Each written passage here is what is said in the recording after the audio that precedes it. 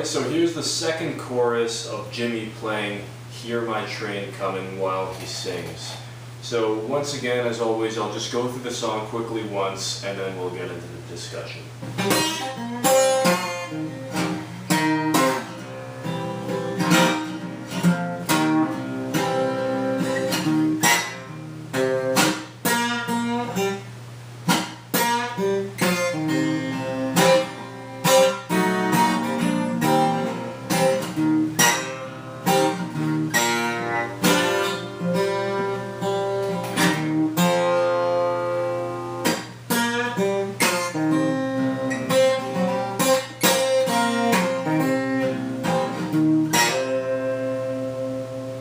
So the way this one starts, this particular chorus, is Jimmy will just, on that first beat, just kind of imply, just barely play that bottom group. And again, he just plays in unison with what he sings. So again, a really hard bend on the 3rd fret of the top string, followed by a bend on the 3rd fret of the B string into the open top string. And to kind of do a little bit of a pickup, I play a little bit of the open B string. Alright. And same kind of bend on the 2nd fret.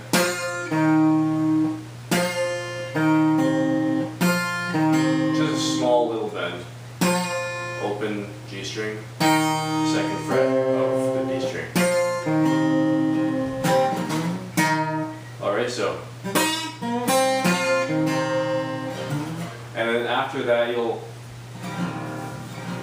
what I'm hearing him play is a little strum up,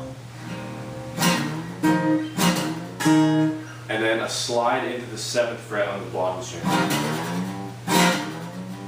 Then 5th fret of D string, 7th fret of the A string. And the 7th fret, you might also play that bottom string with it.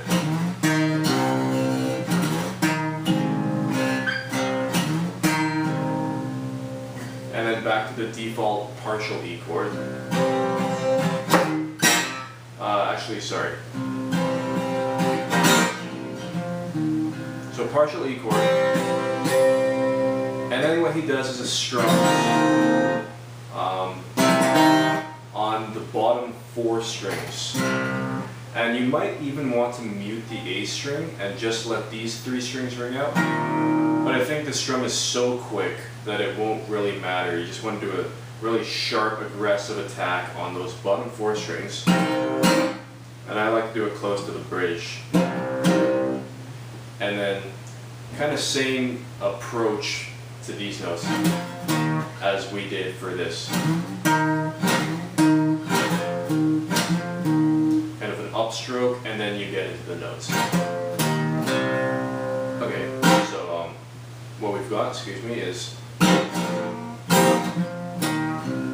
that. So sharp strum. Back to the partial E chord, and what he does is a couple of these. So the first one, bend on the bottom 3rd fret, hammer into this note, really aggressive popping percussive sound like we discussed earlier in the previous video, and then he just repeats it, but the second time he won't hammer in.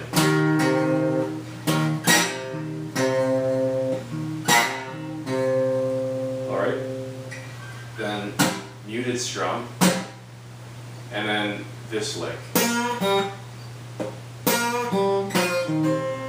which we've seen multiple times now. And he actually throws in that 2nd muted strum. Alright, again he gets into another little Lightning Hopkins style, or sounding lick.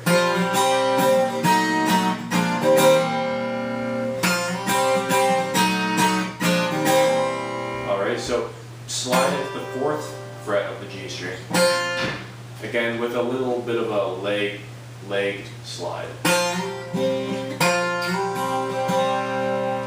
And then D7 shape,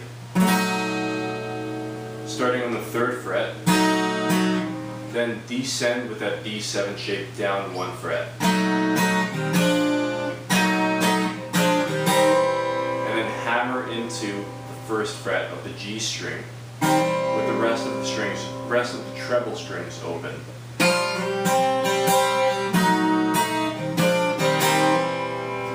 Alright, so just to go through that one more time, just to clarify. Once you slide in, you'll be picking the top 2 strings open. Then the D7 shape, which if you're unaware of the fingering is simply the 3rd fret of the G and top E string and the 2nd fret of the B string. So you got that triangle shape, and what you're going to do is just move it down chromatically and then hammer in.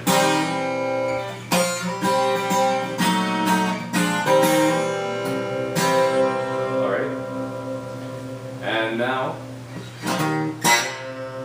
just do one of these again. And then you do it a second time, but open that D string. So again. And then the second time, open D string. And you'll recall this particular B7 chord from, again, the previous video, just a D7 type shape, but starting on the A string. With the top 2 strings, you can just play them open. And he kind of just plays the strings individually as a broken chord. Alright, and then he just does another bend on the bottom 3rd fret. So you can just snap that a bit with your thumb. I do a little breakdown. And get underneath that string and just snap it.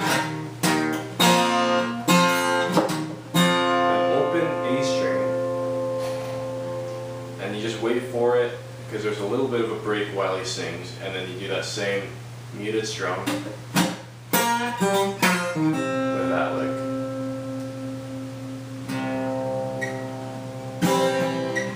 Okay, so once you finish that lick, you'll go right into this. So you fret that 5th fret of the B string so that you can double up on that high E. And you pick those 2 strings open, slide into the 4th fret, playing that same fret, same double stop. Then you hammer into that double stop from the 3rd fret of the B string. Opening and closing that 3rd finger. And the same Lightning Hopkins style slide down. 4-2-0, 2nd fret of the D string. Alright, so we'll try that all once again.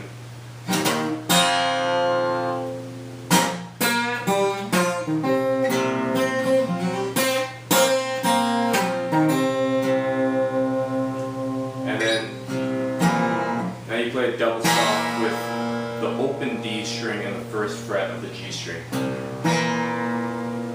And then this same, sorry, and this thing. So that covers the 2nd chorus, and just to play it in time, I'll just do it one more time.